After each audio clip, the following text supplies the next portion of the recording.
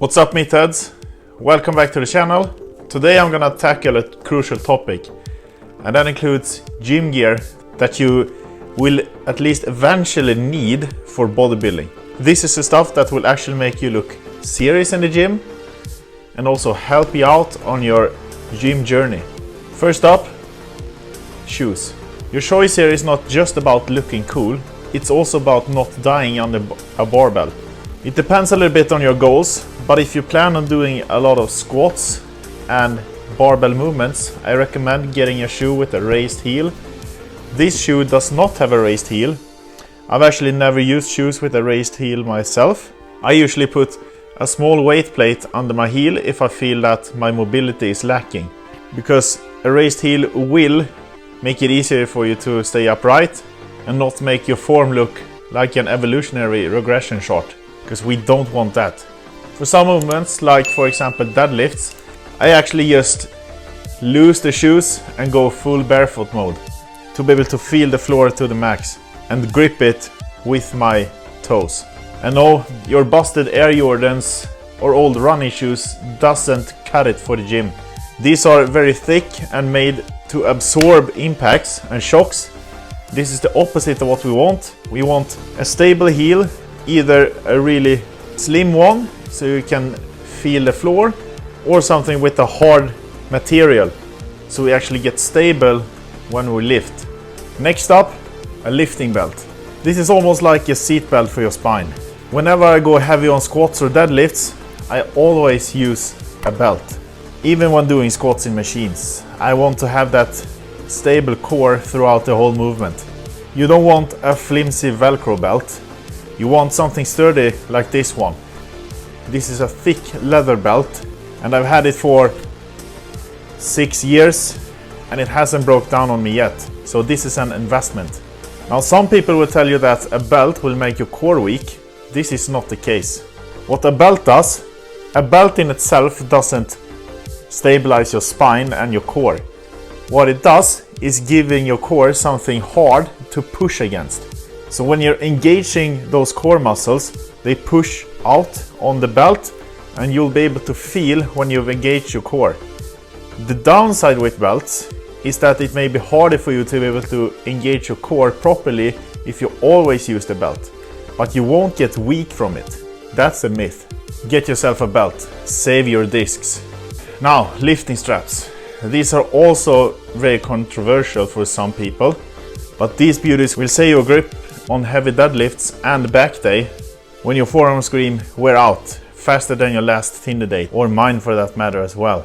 And then you have grips like these, which you fasten around your wrist like this, and then you just have this small strap here to work with, but they're much easier to get around the bar and actually start gripping. I prefer grips way over straps, and I recommend the grips every day of the week. And when it comes to your grip getting weak and stuff like that, I tend to just grab the bar as hard as I can, even though I got my grips on. That way I won't miss out on any forearm gains, but I won't miss out on back or leg gains either, because my grip is not the limiting factor anymore. So strongly recommend something like this. And if someone telling you that your grip is weak because you're using it for leg day or back day, your grip isn't the problem. Their pulling and leg strength is the problem. They're basically not using enough weight on the movements, so they don't have to use grips. So those guys. Let's move on to knee sleeves.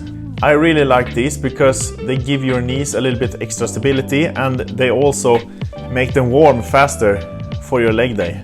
This is one of the first pieces of equipment I would get if I was new to the gym. What you have to think about though is, since it gives your knee some stability, you don't want to use them on every exercise every leg day, because then the natural stability of your knee will degrade. You have to challenge your knee sometimes with instability to build them up. However, I always use these in my warm-up, and I use them on maybe 60-70% on my leg days. And if they smell like a crime scene, be sure to throw them in the washer. We also got something for your wrists. These are called wrist wraps, and they stabilize your wrists when you're doing heavy pressing, like a heavy bench press or heavy dumbbell press. Just Loop your thumb in like that, wrap them around, and you're set. Now you should also get yourself a proper gym bag. I usually just have a duffel bag. This is just to be able to easily take your stuff with you to the gym. And in here you want a shaker bottle, because mixing protein powder in a water fountain cup is peak chaos. I can tell you right now. So keep a shaker bottle in there. Keep a bottle of water to stay hydrated during your session. Have a logbook with you if you're tracking your lifts with pen and paper, or just do it on an app like I do. And lastly, have a towel if your gym doesn't have paper towels with some kind of cleaning spray, because you don't want to be that guy that leaves puddles all over the gym. That's pretty nasty. Aside from leaving puddles after all the women checking you out, that's okay. Look, you don't need to break the bank here, but please don't cheap out too much either. Cheap gear will probably fail you at the worst possible moment, like when your $5 belt breaks during a deadlift PR attempt and you end up in Fail Army's gym compilation. You don't want to do that. Start with the basics like shoes, lifting belt and straps. Invest in good quality equipment, it will last you a long time, and build your collection over time. Don't get everything at once.